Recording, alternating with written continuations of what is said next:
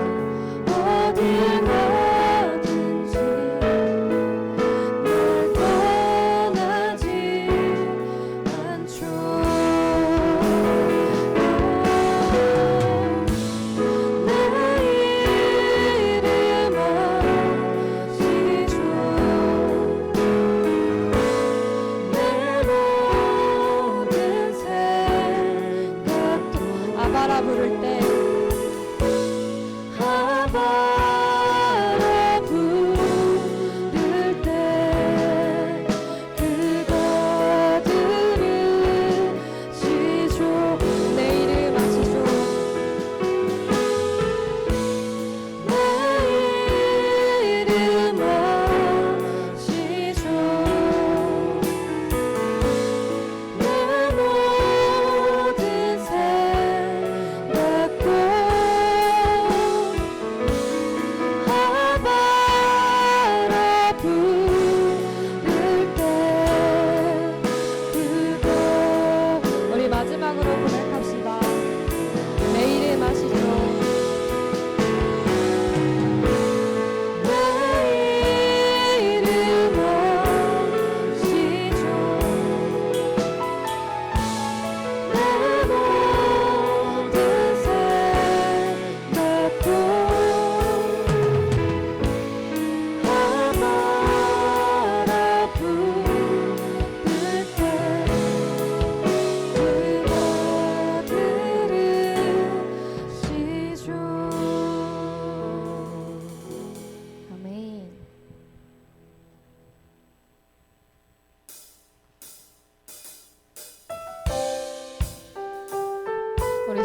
찬양하실 때 자리에서 일어나서 함께 박수치며 찬양하시겠습니다.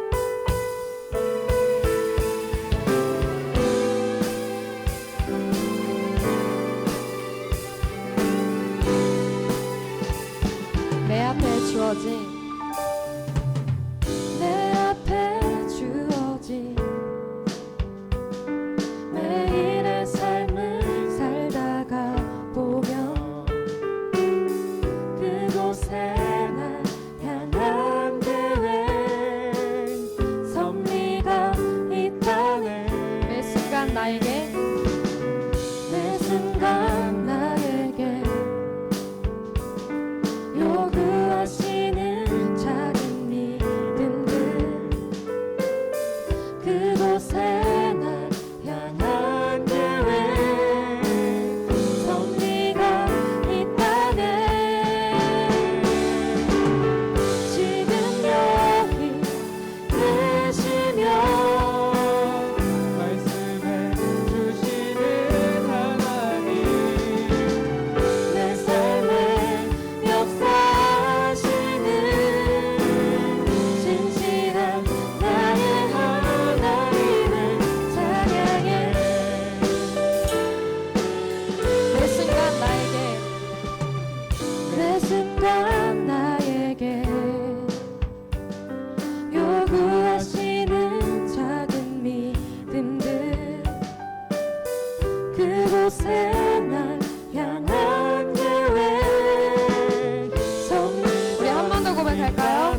매 순간 나에게 매 순간 나에게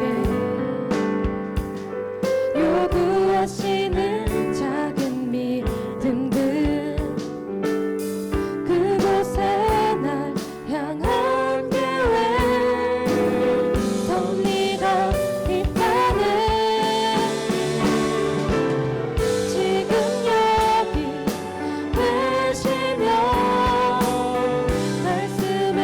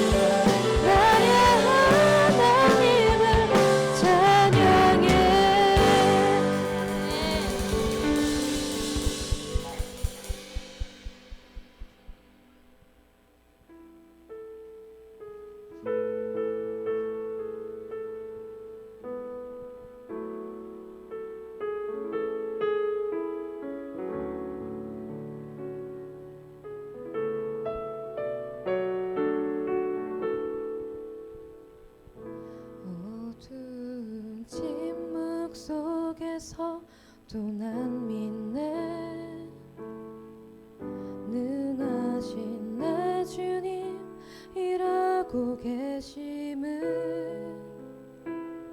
보이지 않아도 들리지 않아도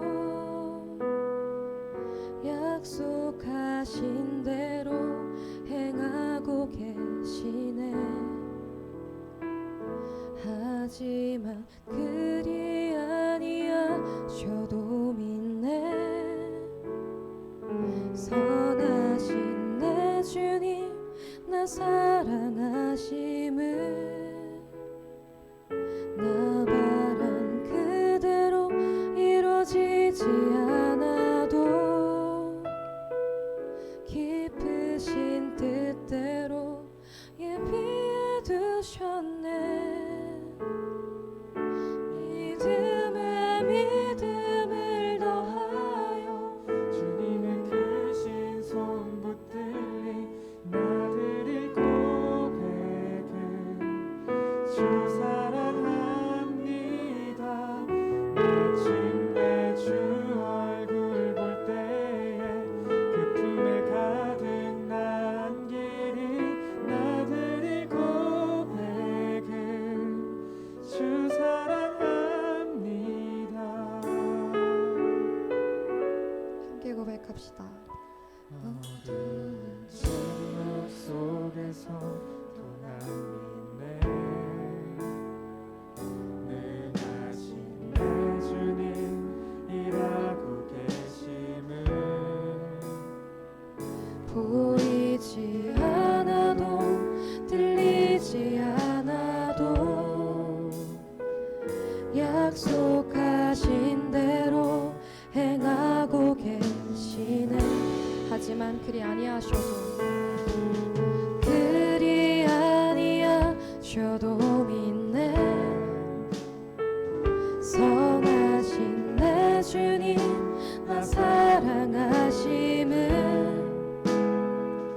나 바란 그대로 이루어지지 않아도 깊으신 뜻대로 예비해 두셨네 믿음에 믿음을 더하여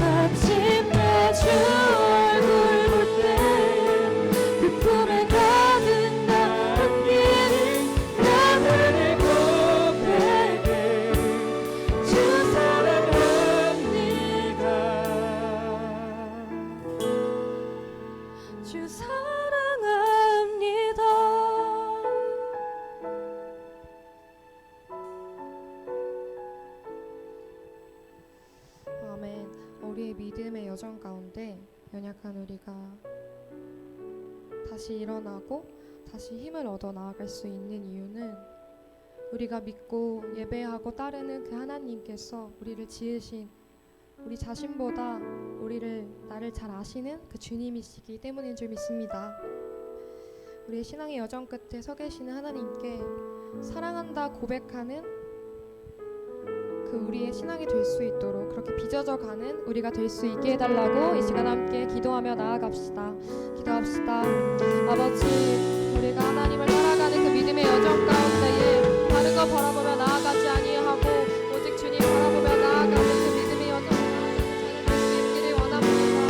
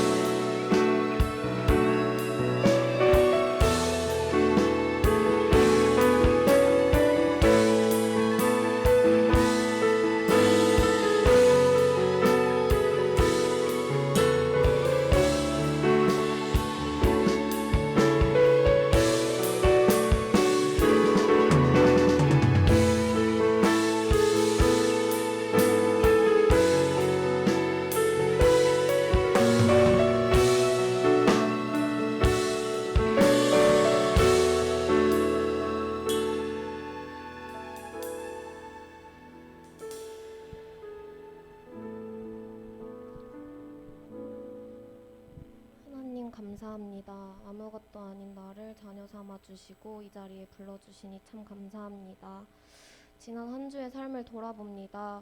우리가 주님의 자녀임을 잊고 살았습니다. 세상과 사람보다 하나님이 크심을 잊고 살았습니다. 하나님의 말씀이 아닌 사단의 속삭임에 넘어질 때도 있었습니다.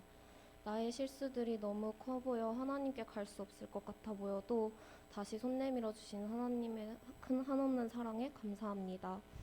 매일 사랑을 잊고 살아가는 우리에게 매일 새롭게 사랑한다고 하시니 참 감사합니다. 우리 일청년 공동체를 위해 기도합니다. 사람의 시선과 생각을 품고 바라보면 마음이 어려울 때가 많습니다. 하지만 우리는 하나님의 자녀이오니 하나님의 시선과 마음을 품고 이해할 수 있도록 도와주세요. 서로를 위해 기도하고 사랑하며 낮은 모습으로 오신 예수님을 닮아가는 일청년 공동체가 되게 해주세요. 나의 하나님만을 바라보는 것이 아닌 서로의 하나님을 보며 성령 안에서 하나된 공동체가 되어 우리 공동체를 통해 천국을 소망하는 마음이 커져갈 수 있게 해주세요. 섬기는 많은 이들을 위해 기도합니다. 작은 섬김도 절대 당연하게 여기시지 않는 주님을 모두가 누릴 수 있게 도와주시고 많은 사역들과 관계들로 지쳐있는 지체들이 있다면 먼저 찾아가서 세상이 줄 수 없는 참된 평안을 허락해 주세요. 내 힘으로 하는 것이 아닌 하나님의 일하심만을 드러내는 우리 공동체 모두가 되게 해주세요. 이후에 예배를 위해 기도합니다. 말씀 전하시는 목사님께 능력을 더해 주시고 말씀을 전하실 때에 그 말씀이 청년들의 마음 가운데 심겨질 수 있는 귀한 시간 허락해 주세요. 그리하여 삶을 살아갈 때에 말씀이 힘이 되게 하시고 주님을 떠올리는 청년들이 될 수 있도록 허락해 주세요. 우리의 시선으로 보면 불가능한 것뿐이지만 주님께서는 모두 하실 수 있는 분임을 믿습니다. 사랑합니다. 감사합니다. 예수님의 이름으로 기도합니다.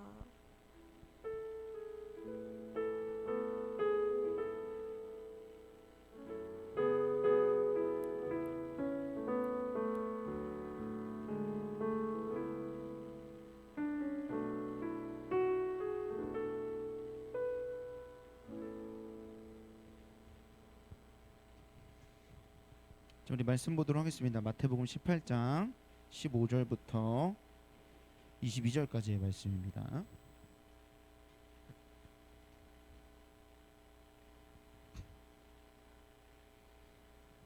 마태복음 18장 15절부터 22절까지의 말씀, 목사님 한 절 읽고 여러분들이 한 절 읽고 우리 이렇게 해서 교독하고 마지막 절을 합동하도록 하겠습니다.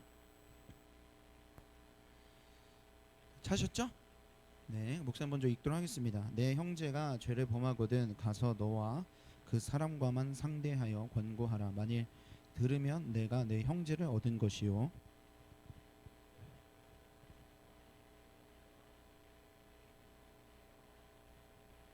만일 그들의 말도 듣지 않거든 교회의 말하고 교회의 말도 듣지 않거든 이방인과 세리와 같이 여기라.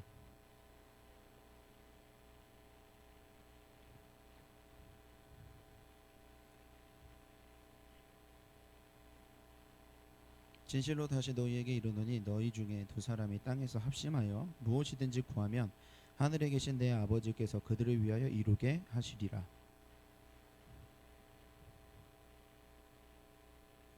그때 베드로가 나와 이르되 주여 형제가 내게 죄를 범하면 몇 번이나 용서하여 주리까 7번까지 하오리까.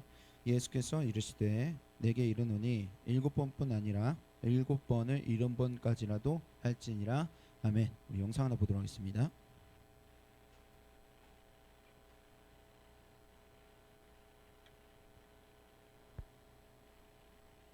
1973년작이잖아요. 네. 흥행에도 성공했고 지금도 뭐 탈출 영화나 뭐 희망, 생존 영화의 바이블로 꼽힐 만큼 걸작으로 인정을 받고 있죠. 감옥 영화의 대명사이기도 하고요.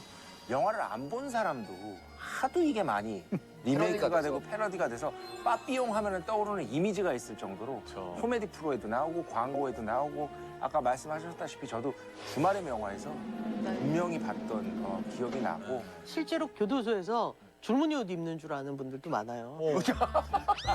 실제로는 그 의상이 똑같아. 의상이 가까워. 이런 느낌이에요. 네. 아, 이 의상이 여기 이제 번호 이게. 번호 있고 여기에 워싱이 좀 더 돼서 색이 좀 더 빠졌죠.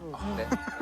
그리고 너무 이 작품이 회자가 됐기 때문에 어릴 때 진짜 제일 많이 생각나는 게 그 바퀴벌레 장면을 맞아요. 먹는 영화의 장면을 그대로 광고로 만들었어요. 한국에서. 아, 나 본 기억 있다. 이걸 판권을 구매해서 광고로 쓸 정도로 그 당시에 어떻게 보면은 굉장히 충격적인 장면이었기 때문에 이런 광고로 만들어질 수 있었죠. 빠른 바퀴약 로치큐 역시 빠르지.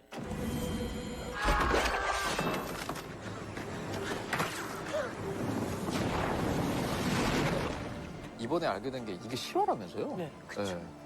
앙리 사리에르라는 사람인데 그 24살에 용의자로 누명을 쓴 채 체포돼서 교도소에서 13년을 복역을 한 거고 와. 8번이나 탈옥을 감행했지만 실패했고 정말 마지막 9번째 아무도 빠져나올 수 없는 수용소로 유명했던 악마의 섬에서 코코넛 열매가 든 자루 2개를 연결한 뗏목으로 탈출을 하고 영국령 조지타운을 거쳐가지고 베네수엘라에서 1년 동안 그 감옥살이를 하고 나와가지고 정착을 해서 살다가 69년에 프랑스로 돌아와서 60세가 된 거예요. 그래서 그때 이제 출판을 한 거예요. 그래서 베스트셀러가 됐었고 당시에 30여 개국에 번역이 돼서 1,300만 부가 팔린 거니까 엄청난 히트를 친 거예요. 그 인기가 어느 정도였냐면 당시 이제 프랑스 수상이 이 책이 잘 팔리는 건 프랑스의 도덕성이 땅에 떨어졌음을 증명한다 라고 비판할 정도로 왜냐하면 죄인의 이야기고 범죄인의 이야기인데 이렇게 많이 팔린다는 게 지금 프랑스가 잘못돼 있다 라고 얘기를 했을 정도로 아주 쇼킹한 일이었다고 합니다. 네, 감사합니다. 이 영화는 이제 빠삐용 이야기를 소개하는 프로그램입니다. 빠삐용은 작가 샤리에르라는 이 사람이 자기의 실제 겪었었던 이야기를 거의 반자전적인 소설을 내서 이제 뭐 아까 봤던 1,300만 부가 팔리는 초히트 베스트셀러가 됐죠. 빠삐용. 24살에 술집에 술을 마시고 있었는데 그 근처에서 살인 사건이 일어났어요.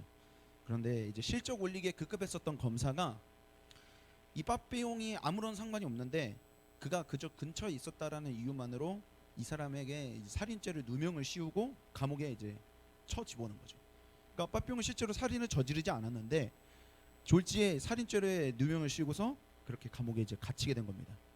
그리고 아까 봤던 것처럼 바퀴벌레 CF도 찍었다고 하잖아요. 이 영화 가지고 실제로 이 빠삐용이 감옥에서 자기가 살아남기 위해 바퀴벌레를 먹어서라도 생존했었다는 거예요. 왜냐하면 지금 여기서는 다루고 있지는 않지만 목사님 조금 더 첨가해서 얘기하자면 그가 24살에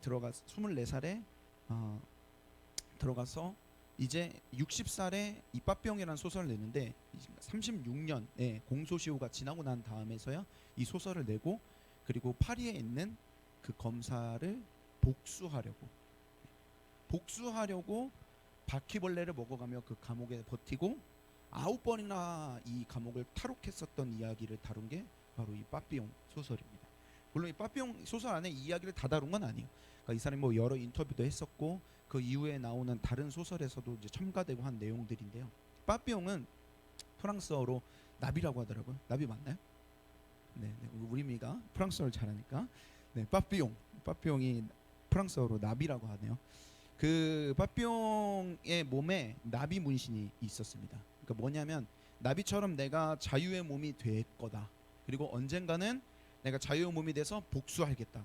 그러니까 이 빠삐용의 삶의 원동력은 뭐였겠어요? 뭐였겠어? 정민아 뭐였겠니? 빠삐용의 삶의 원동력 뭐 생각하면서 버텼겠어? 복수. 그렇죠. 복수죠. 누구를 복수해요? 나에게 누명을 씌웠던 이 검사를 내가 반드시 복수하겠다. 이게 이 빠삐용의 삶의 원동력이에요. 참 희한하지 않습니까? 복수는요 가르쳐주지 않아도 충만해요. 누가 복수하라고 권장하지 않아도 증오의 마음은 가르쳐주지 않아도 사람이 얼마나 악한지 안 가르쳐줘도 복수하고 싶어하고 안 가르쳐도 증오하는 마음이 노력하지 않아도 막 마음 안에 샘솟아요. 근데 아이러니하게도 용서는 참 어렵죠. 내가 내 자신이 역겨울 만큼 용서가 정말 어려워요. 오늘 목사님은 여러분과 용서와 권고에 대한 이야기를 좀 나눠보려고 합니다. 지난주 설교를 목사님이 여러분에게 전했죠. 이런 이야기를 했어요. 악에게 지지 말고 무엇으로 악을 이겨라? 악에게 지지 말고 무엇으로 악을 이겨라? 그쵸. 선으로 악을 이겨라 라고 목사님이 지난주에 설교를 했었어요. 그리고서 여러 피드백이 좀 들어오더라고요. 목사님 너무 진짜 멋있는 말인 건 알겠어요. 선으로 악을 이기라는 말 너무 멋있는 말인 건 알겠는데 근데 도대체 뭔지 잘 와닿지가 않습니다. 목사님 그럼 우리 모두가 다 악하다라는 건가요? 좀 혼란스럽습니다. 그래서 목사님 오늘은 정말 선으로 악을 이기는 것에 대한 실전편을 좀 같이 나누고 싶어요. 실전. 특별히 교회 안에서 오늘의 주제입니다. 교회 안에서 우리는 어떻게 선하게 악하게가 아니라 선하게 갈등을 대처해야 하는가? 교회 안에서. 목사님 왜 오늘 교회 안이라고 지명을 좁히냐면 예수님이 제자들에게 그래요. 뭐라고 하냐면 너희가 서로 사랑하면 제자들끼리 서로 사랑하면 세상도 너희가 내 제자라는 걸 알게 될 거야 라고 이야기를 해요. 무슨 말인지 아세요? 교회가 바뀌면 세상이 제일 먼저 알아요. 이게 세상이 교회에 관심이 없는 것 같지만 교회가 잘못 가면은 제일 먼저 손가락질 하잖아요. 세상이. 그러니까 교회가 변화되면은 그것을 제일 먼저 아는 건 세상이에요. 그리고 여러분 그거 아십니까? 교회는 세상을 연습하는 곳이에요. 우리가 이 공동체 안에 하나님이 우리를 두면서 왜 엎치락 뒤치락 하게 하시는 걸까요? 우리가 더 큰 세상에서 어떻게 그리스도인으로 살아야 할지에 대한 연습을 하게 하신 거죠. 그래서 목사님은 오늘 뭐 세상에 더 나가서 얘기하는 것들은 나중에 기회가 되면 나누도록 합시다. 오늘은 공동체 안에서 내가 갈등을 어떻게 선하게 대처해 나가야 하는 걸까? 두 가지 아까 얘기했던 용서와 권고 이 두 가지를 같이 한번 알아보도록 하겠습니다. 뭐라고요? 두 가지? 용서와 권고. 첫 번째 권고입니다. 15절 말씀 같이 한번 읽어보도록 하겠습니다. 한 목소리 읽어봅시다. 시작. 내 형제가 죄를 범하거든 가서 너와 그 사람과만 상대하여 권고하라. 만일 들으면 내가 내 형제를 얻은 것이요. 아멘. 자, 먼저 첫 번째로 권고하라고 해요. 예수님이 우리 공동체 안에서 선하게 대처하기 위해 준 실제적인 첫 번째 지침, 권고해라. 우리 권고를 좀 부정적으로 생각하는 경향이 없지 않아 있는 것 같습니다. 예를 들어서 이제 궁지로 몰아가지고 야, 네가 죄를 지었으면 넌 죽일 놈이야 하면서 막 감정을 푼다거나 아니면은 꼰대처럼 구는 거죠. 라떼는 말이야 하면서 이제 시전하는 거죠. 그러면서 뭔가 이 권고하는 거를 굉장히 부정적으로 좀 우리가 생각하는 거, 부당하게 혼나는 거 이런 걸로 우리가 좀 오해하는 경향이 있는데요. 이 권고라는 뜻의 사전적인 의미가 이렇더라고요. 같이 한번 읽어볼까요? 시작. 어떤 권하는 거예요. 권하는 거. 말 그대로 권하는 거예요. 그리고 성경에서 말하는 권고는 좀 더 다른 뜻이 있겠죠. 이 성경에서 말하는 권고의 어원이 어떤 뜻을 가지고 있냐면 넘겨주실래요? 어디로 데려간다고? 어디로요? 빛으로. 네. 빛으로 데려간다라는 뜻을 가지고 있는 게 성경에서 말하는 권고입니다. 그러니까 권고의 목적은요, 뭐 꼽을 주는 거 이런 게 아니고요. 권고의 목적은 그 사람을 정죄하는 거 이런 게 아니고 그 사람 권고의 목적에 회복이라는 거예요. 회복. 빛으로 그 사람을 데리고 가서 그 사람의 신앙을 회복시켜 주는 거. 이게 권고의 목적이다라는 겁니다. 왜 그러냐면요. 그거 아세요? 범죄한 사람은 자기가 얼마나 큰 범죄를 저질렀는지 잘 몰라요. 대부분이. 그래서 그런 말 있잖아요. 내로남불. 내가 하면 처음 듣나요? 내가 하면 로맨스. 남이 하면 불륜. 이게 전형적인 범죄하는 사람의 특징이잖아요. 뭐냐? 내 범죄를 내가 자각을 못하거나 축소하는 경향이 우리 안에 있어요. 그걸 뭐라고 하냐면 죄는 사람을 무뎌지게 해요. 영적으로 사람의 눈을 멀게 합니다. 맹인이 되게 해요. 처음에는 양심이 찔리죠. 나 이러면 안 되는데, 난 지금 불륜일 때 이러면 안 되는데, 내가 저 사람에게 계속 마음을 주면 안 되는데 라는 생각을 하는데, 계속 그 사람과 만나고 연락하고 막 밥 먹고 희희낙낙 거리다 보면 이게 점점 로맨스처럼 느껴지기 시작하는 거예요. 그리고 그 죄를 반복하다 보면 어떻게 돼요? 나중에는 진짜 내로남불이 되는 거예요. 양심의 가책이 없어지는 거죠. 그리고 내가 맹인이 됐어. 지금 내가 내 죄가 무슨 죄인지도 모르는 채로 맹인이 되어 있는데, 나중에는 간땡이가 부어가지고 어떻게 하냐면 내가 맹인인데 맹인인지도 모르고 길을 가르쳐줘. 이리 와라 이러는 거예요. 그 저기 가면 낭떠러진데, 내 뒤에 있는 맹인들 데려놓고서 맹인들아 나를 따라와라, 낭떠러진데 데리고 가는 거예요. 그래서 맹인을 회복시키려면 제일 먼저 뭐를 해야 되는 줄 아세요? 직면을 시켜야 되는 거예요. 먼저 드러내서 정확하게 가르쳐 주어야 하는 거예요. 그걸 빛으로 데려간다. 그러니까 내가 빛이 아니라 하나님 앞으로, 그리고 말씀 앞으로. 말씀이 빛이잖아요. 그러니까 그 말씀 앞에 내가 비춰지고 나면 당신은 맹인입니다. 난 맹인이구나. 빛으로 나와야 비로소 내가 어둠이란 걸 알게 되잖아요. 그러니까 이게 권고라는 거예요. 권고. 정죄하기 위함이 아니라, 그 사람은 단순히 부끄러워 숨게 만들려고 하기 위함이 아니라 빛으로 나오게 하기 위한 거라. 근데 여러분, 여기서 우리가 기억해야 하는 중요한 건 아까 얘기했었죠. 권고의 목적이 뭐라고요? 정죄가 아니라 뭐다? 네, 여기 자막 넘겨주세요. 권고의 목적이 뭐다? 회복이에요. 회복. 빛으로 비추어서 정죄하거나 억지로 막 자백을 받아내는 것이 아니라 회복하게 하는 거예요. 그래서 15절 한 번 더 보여주실래요? 15절에 보면 권고해라. 권고해서 권고를 들으면 네가 네 형제를 어떻게 하는 것이요? 맨 마지막에 뭐라 써 있어요?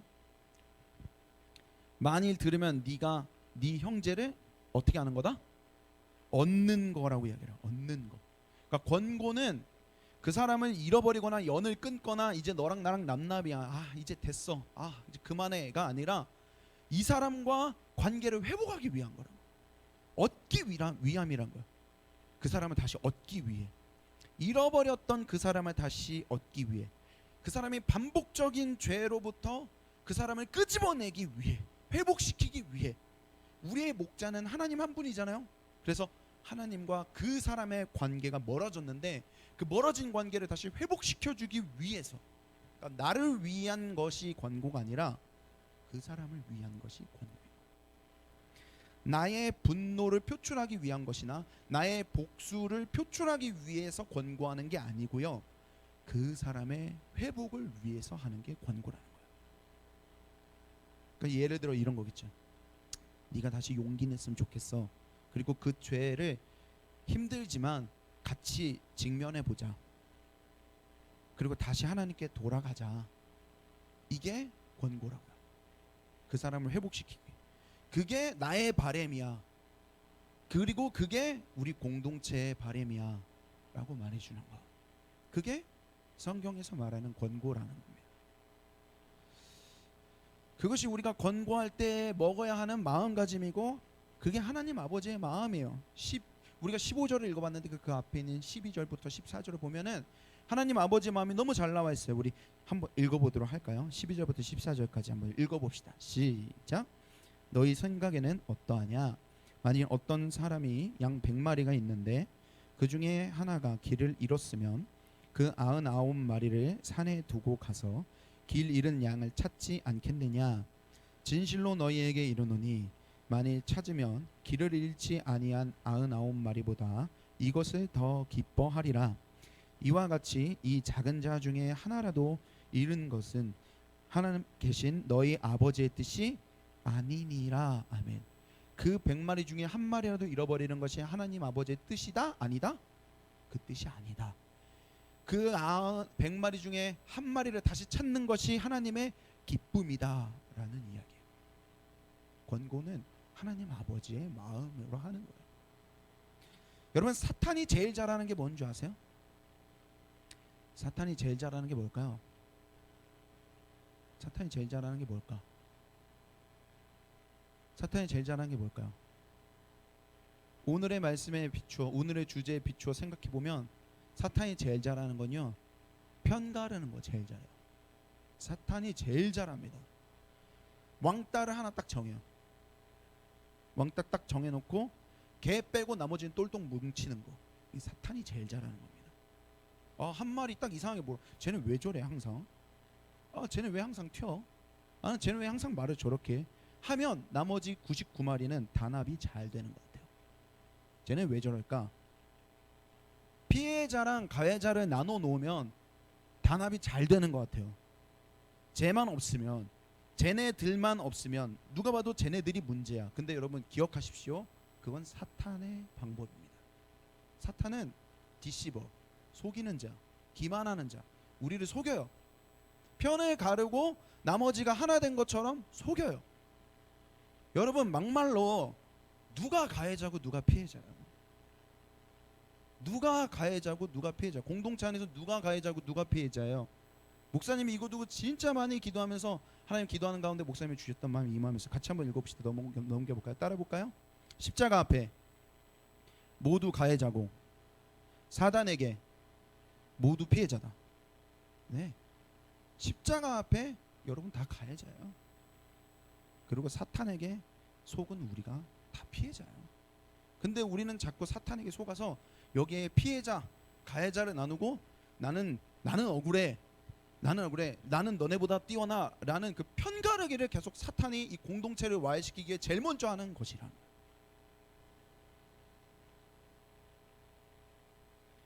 그래서 하나님이요, 겉으로 보이는 그 효율적인 방법인 편가르기를 안 하세요. 여기에 하나님이 편가르기를 안 하시는 이유가 있는 거예요. 겉으로 봤을 때 99마리를 두고서 한 마리를 끝까지 찾는 이 방법이요, 너무 비효율적이야. 와, 어떻게 100마리 중에 99마리 있으면 그나마 99점이니까 그냥 거기에 만족하면 살면 되는 거잖아. 굳이 한 마리를 왜 찾으러 가? 그 참 비효율적이거나 하나님은 완벽주의적이신 건가? 라고 우리가 오해할 수 있는데, 여러분 그게 아니에요. 이 비효율적인 방법을 하나님이 일하시는 거예요. 왜? 이 효율적으로 느껴지는 그 편가르기가 사단의 방식이고 거짓이니까. 그래서 여러분, 권고하는 것요, 하나님의 방식입니다. 세상의 방식으로 따지면 굳이 할 필요가 없어요. 권고, 내가 뭐가 아쉬워서 쟤한테 권고를 해요? 무슨 조언을 해요? 그냥 여러분 사시 고등학교, 중학교, 뭐 대학교 친구들이라고 제가 단정 짓진 않겠습니다. 네. 근데 우리 사회에 살다 보면은 그러잖아요. 나랑 맞지 않아. 그럼 어떻게? 뭐 잘 가. 그냥 손절 치잖아요. 그쵸? 손절하잖아요. 그냥 적당하게 사귀고 적당한 선에서 이제 맞춰주잖아요. 그래서 목사님이 오늘 왜 사회에 대한 이야기를 안 하냐면, 이거 얘기하면 또 다른 주제로 얘기를 해야 돼요. 근데 우리는 오늘 공동체에 대한 얘기를 하잖아요. 근데 공동체, 우리 이 교회 안에 있으면 보기 싫어도 봐야 돼. 와, 보기 싫어도 계속 봐야 돼. 하나님 왜 이 사람을 내 옆에 두셨습니까? 저 사람 저렇게 말썽꾸러기인데, 이쁘게 얘기했네요. 말썽꾸러기인데 왜 이 공동체 계속 두셨습니까? 하나님 완벽하신 분이라는데 도대체 하나님 계획이 뭡니까? 막 너무 힘들어. 힘들어. 그렇단 말이에요. 그 세상의 방식으로 하면 그냥 무시하면 돼요. 그냥 손절치면 돼요. 안 보면 돼요. 세상의 방식은요, 잘하는 놈만 남겨. 잘 따라온 놈 남겨. 그리고 못하는 놈은 잘라내면 돼요. 그리고 뭐 꽈? 아니 꽈? 그럼 너도 잘하든가. 이거 따라와. 안 따라와? 가. 너 아쉬울 게 없어. 이 세상의 방식이잖아, 맞죠? 그 상위 2%, 1% 상류층으로 올라가기 위한 발버둥을 평생 하는 거예요. 근데 교회는 어떤 탕자라도 사랑으로 권고하고 붙들려고 하는 유일한 공동체예요. 물론 잘하지는 못하죠. 그 부족하죠. 그러나 교회가 가지고 있는 가치관이 뭐예요? 어떤 탕자라도 권고를 하는 거예요. 여러분 권고 되게 불편해요. 아세요? 그럼 면대면 데려다 놓고서 야 사실 나는 네가 이런 부분에 있어서 좀 기도해봤으면 좋겠어. 이게 쉬운 얘기입니까? 어려운 얘기예요 이거는. 그러니까 이거는 권고를 한다라는 건 그 사람이 듣는 사람의 자존심 상하고 불편한 얘기라고만 생각할 수 있지만 말하는 사람도 엄청 불편하고 엄청 고민하고 기도하고 하는 말인 거예요. 그러니까 뭐예요? 권고는 낮아지는 거예요. 낮아지는 거. 그 사람 한 잃어버린 그 한 양 포기 안 하고 예수님이 그 양 찾듯이 나도 권고하는 거예요. 실제적으로 함께 직면하고 함께 되돌아가자고 이야기하는 그 일은요 굉장히 고되고 굉장히 스트레스 받고 힘든 일이에요. 그런데 그 낮은 곳에 예수님이 계세요. 예수님 다른 데 안 계십니다. 그 낮은 자리에 예수님이 계세요. 그래서 우리가 하는 거예요. 그 낮은 자리에 진짜 하나님 아버지의 마음이 있어요. 그래서 우리가 권고를 하는 거예요. 교회만큼은 세상과 다른 방식으로 악을 이겨나가는 거예요. 뭐 잘하고 있느냐? 그거는 뭐 교회마다 다 다르겠죠. 부족하고 뭐 열심히 노력하는 거예요. 그러나 가치관이 우리는 세상과 다른 방식으로 악을 이긴다. 그래서 여러분 이 권고에 대해서 마무리하면서 여러분에게 던지고 싶은 질문이 있어요. 점검을 해보세요. 나 요즘 얘한테 불만이 있는데 나 얘 좀 불편한데 나 얘 요즘 하는 짓이 마음에 안 드는데 내가 얘한테 말을 해야 되나? 이거 권고잖아요. 근데 이게 내 불평불만인지 진짜 권고인지 잘 점검을 하라고요. 사람은요 영적인 존재여가지고요 한마디만 알아들어요. 내가 너를 사랑해 라고 말한 것과 내가 너를 사랑해 이거랑 다 알아들어요. 네. 사람은 영적인 존재여서 내가 권고라고 하는 그 말의 의도를 정말 잘 파악해요. 그래서 내가 말하기 전에 먼저 나를 점검해봐요. 내가 이 사람에게 하려는 이 권고가 정말 그 사람을 사랑해서 하는 조언인지 아니면 내가 꼰대처럼 가르치려 드리려는 건지 아니면 뭐 개인적인 복수심인 건지 먼저 점검을 해보세요. 바라기는 우리의 권고에 그 사람을 오늘도 잃어버린 양처럼 찾으시는 하나님 아버지의 마음이 우리의 권고가 되기를 간절히 소망합니다. 두 번째는 용서입니다. 용서가 너무 중요해요. 왜냐면요 권고가 갈등을 선하게 대처하는 좋은 방법이지만요 사실 권고를 하는 경우가 그렇게 많지 않아요. 그렇죠? 권고 거의 많이 안 해봤을 거예요. 권고를 하려고 했는데 타이밍을 놓쳤거나 권고를 하려고 했는데 내 마음의 상태가 악했다라는 걸 알게 돼서 안 하게 되거나 아니면 권고를 어떻게 해서 용기 내서 했는데 권고를 했어. 근데 안 바뀌어. 권고 얘기했어. 이렇게 우리 같이 다시 하나님께 돌아가자 이렇게 얘기했는데 뭐 나 혼자서 막 로맨틱하게 뭐 이렇게 하면 얘가 감동해가지고 막 눈물 흘리면서 같이 우리 그래 기도하자 하면서 같이 하나님께 돌아갈 거라 생각했는데 권고를 하고 봤더니 안 바뀌는 거야. 그런 경우가 있겠어요 없겠어요? 있겠죠. 당연히 있어요. 그런 경우가 있겠죠. 그래서 권고를 할 때보다 하지 못할 때가 훨씬 더 많아요. 그래서 예수님이 두 번째 지침을 주세요. 뭐라고 하냐면 용서하라는 거예요. 용서해라. 근데 이게 여러분에게 되게 와닿잖아요. 아까 맨 처음에 목사님이 보여줬던 영상 빠삐용처럼 용서는 진짜 어렵거든요. 너무 어려워요. 빠삐용 36년 동안 공소시효를 버티면서 악으로 깡으로 복수심으로 살아갔었던 사람이 빠삐용이라고요. 네.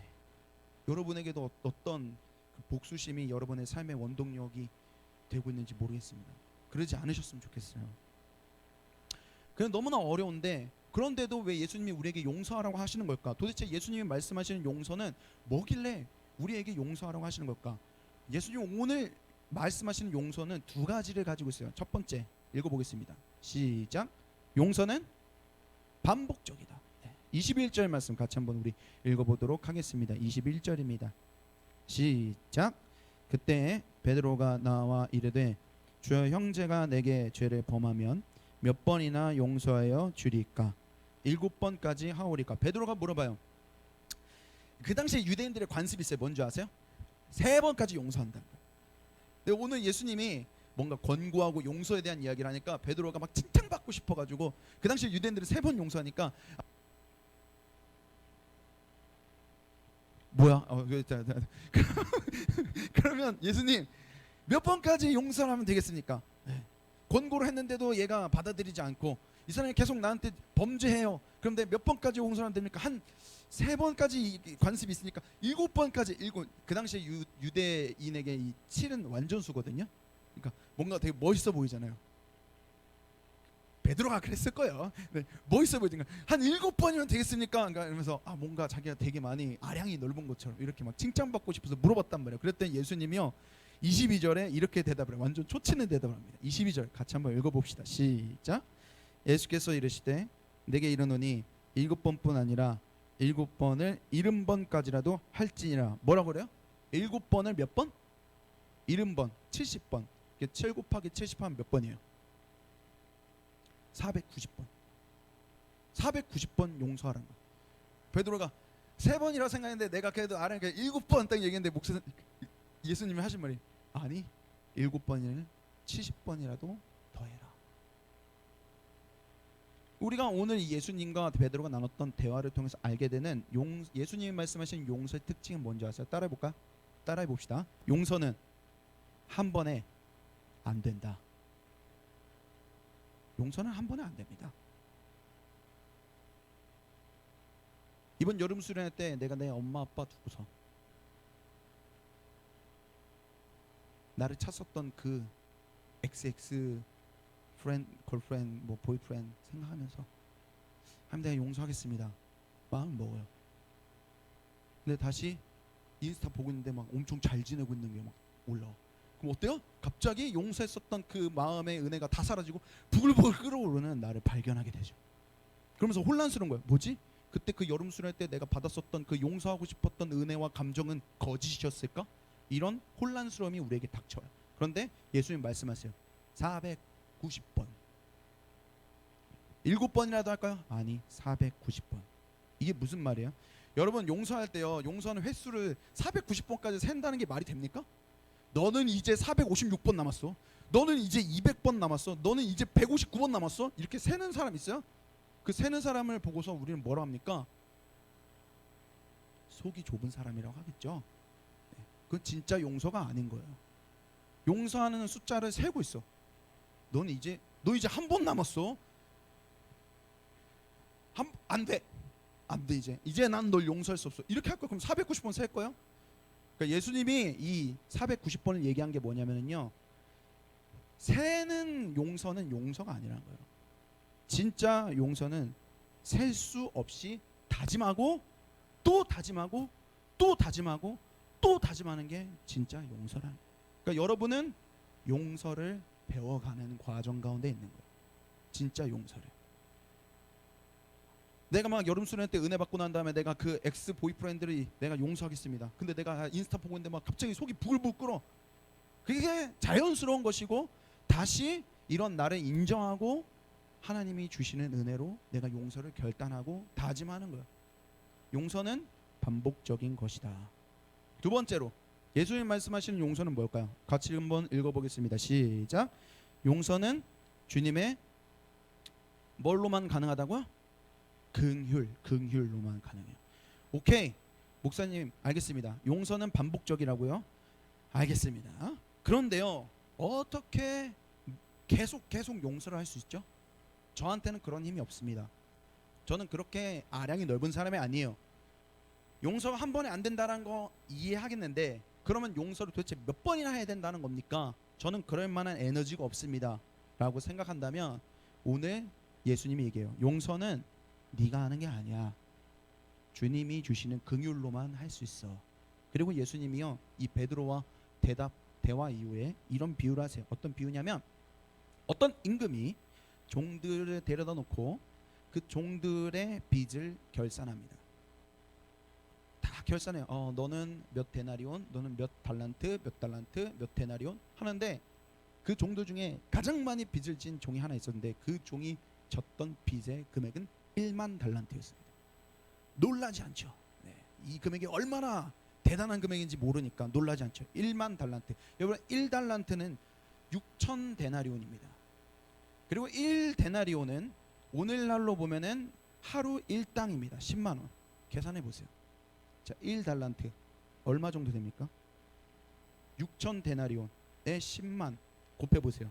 1달란트는 얼마죠? 1달란트 얼마야? 정하나? 자, 1달란트는 6천 데나리온이고요. 1데나리온은 10만 원 정도 돼요. 그러면 1달란트는 얼마 정도 됩니까? 6억이죠. 그러면 1만 달란트는 얼마예요? 조. 6조. 아, 이제 좀 놀라네요. 그래, 억은 넘어야 좀 놀라시는군요, 여러분. 6조. 도대체 얘는 무슨 배포가 있길래 임금에게 6조를 빌려요? 그런 사람이 있나요? 말이 안 되죠. 근데 여러분 만약에 6조를 빌렸다면 그 사람의 그 6조를 이게 자꾸 욕같이 들리는데 6조를 탕감해 주는 게 말이 돼요? 이건 말이 안 되는 거예요. 그러니까 주인이 어떻게 해요? 종에게 네 몸과 네 몸뚱이, 네 아내 몸뚱이, 네 자식들 몸뚱이 다 팔아. 네 소유 다 팔아. 그래서 갚아. 그랬더니 종이 막 엎드려 막 간절히 비는 거예요. 막 제발 참아주세요. 제가 어떻게든 주인님 제가 이 빚을 다 갚겠습니다. 막 진짜 손이 발이 되도록 막 비는 거예요. 그리고 그 주인이 그 모습을 보고서 27절에 이렇게 이야기를 합니다. 같이 한번 우리 읽어보도록 하겠습니다. 시작. 그 종의 주인이 불쌍히 여겨 놓아 보내며 그 빚을 뭐 해줬다고? 그 빚을 탕감해 주는 거예요. 이걸 탕감해 준다고? 네, 여러분의 질문 하나 하겠습니다. 이 임금이 도대체 뭐 때문에 이 종의 빚을 탕감해 줬어요? 자, 사지선다. 첫 번째, 엎드려 절해서. 두 번째, 간청해서. 세 번째, 돈이 너무 많아서.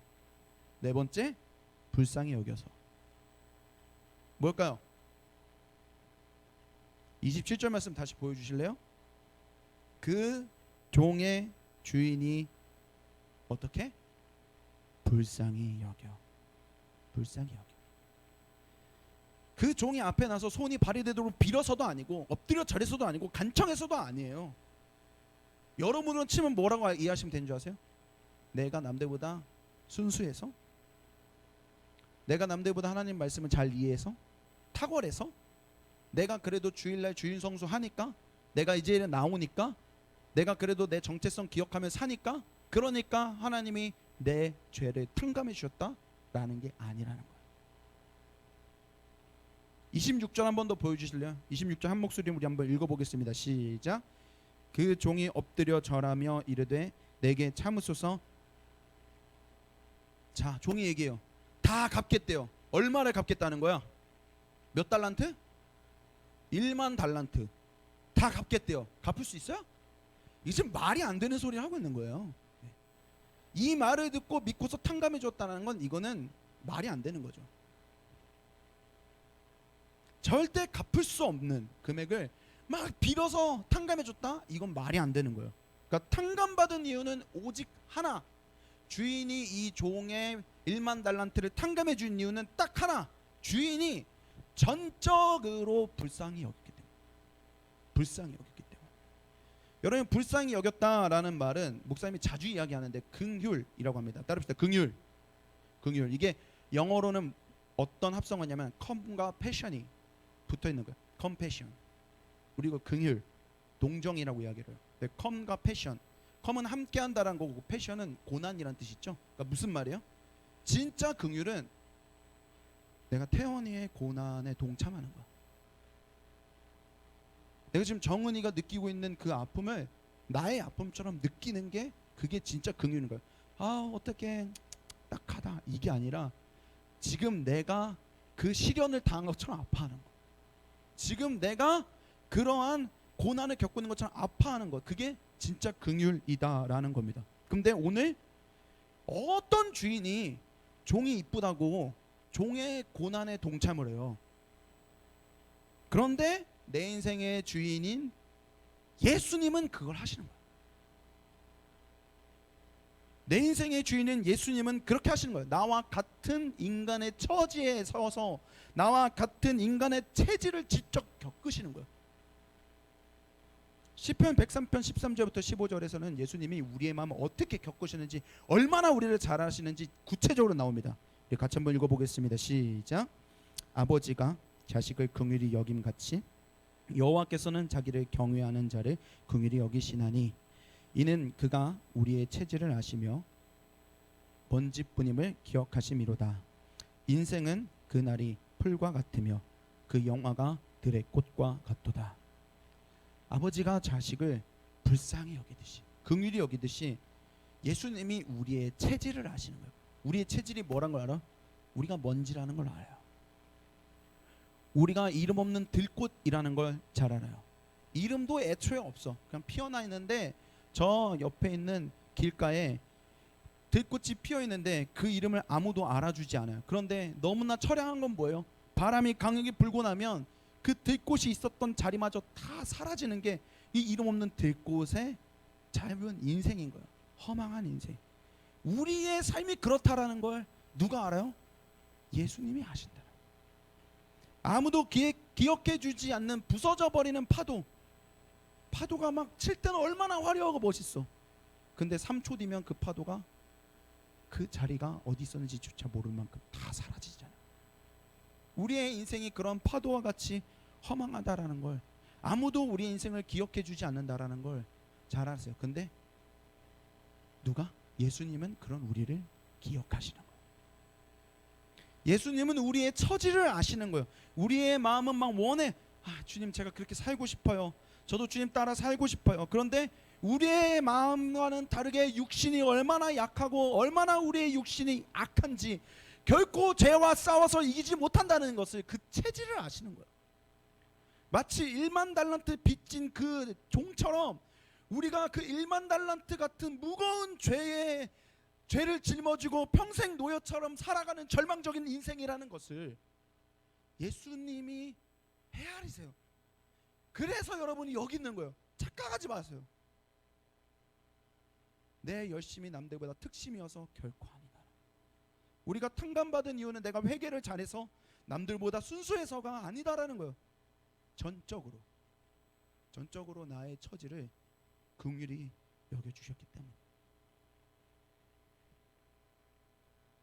그럼 우리 안에 이런 때가 있죠. 용서할 때, 용서하기 전에 하는 거 봐서, 주연이 하는 거 봐서, 주연이가 인정하면, 사과를 하면, 반성의 기미가 보이면 내가 용서하겠다라고 우리가 말할 때 조건을 걸죠. 근데 이렇게 조건을 거는 건 용서가 아니라는 거야. 틀렸어요. 용서는, 따라해 봅시다. 베푸는 사람에게, 다시 한번, 베푸는 사람에게 전적으로 달렸다. 용서는 베푸는 사람에게 전적으로 달렸어요. 그 사람이 어떻게 반응하는지 보고, 얼마나 반성하는지 보고 용서할지 말지를 결정하는 거 아닙니다. 어차피 그 사람은 잘 안 바뀌어요. 용서는 주님이 내가 싹싹 빌어서 용서해 준 게 아니시고, 내가 반성하는 게 아주 특출나니까 용서해 준 게 아니시고, 그냥 긍휼히 여기신 거예요.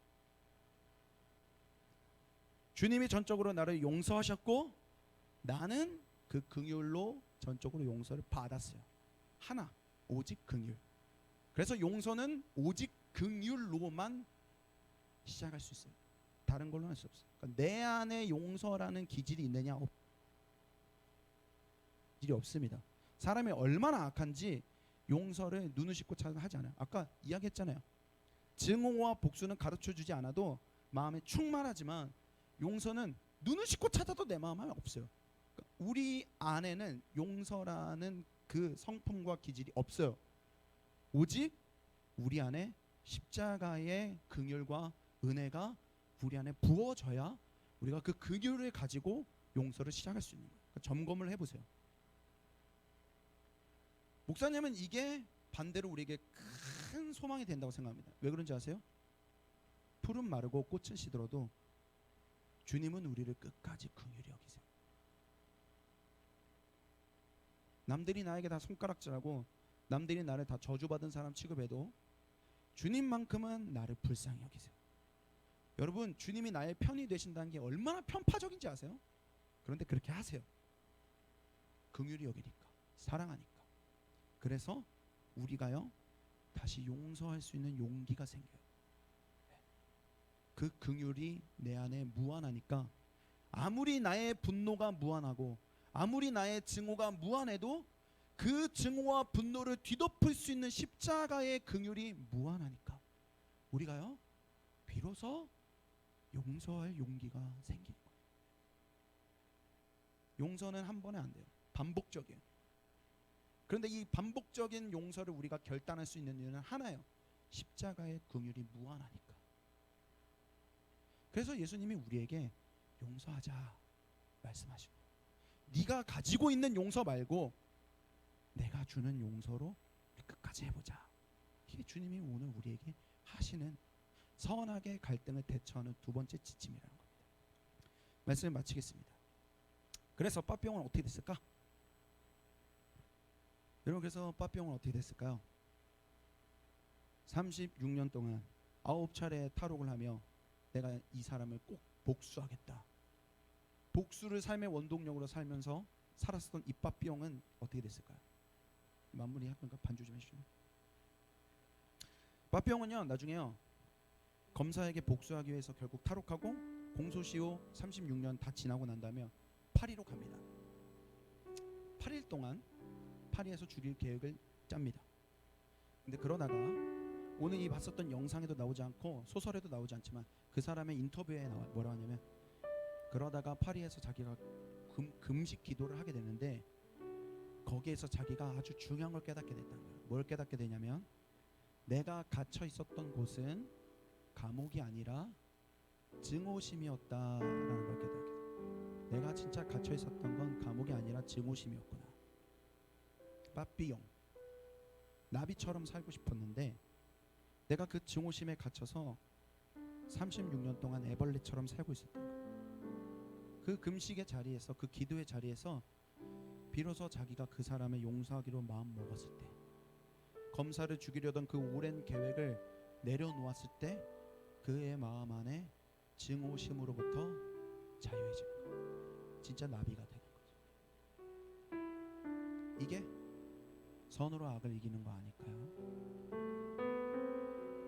우리 시간에 같이 찬양하고 주님 앞에 기도로 나아가도록 합시다.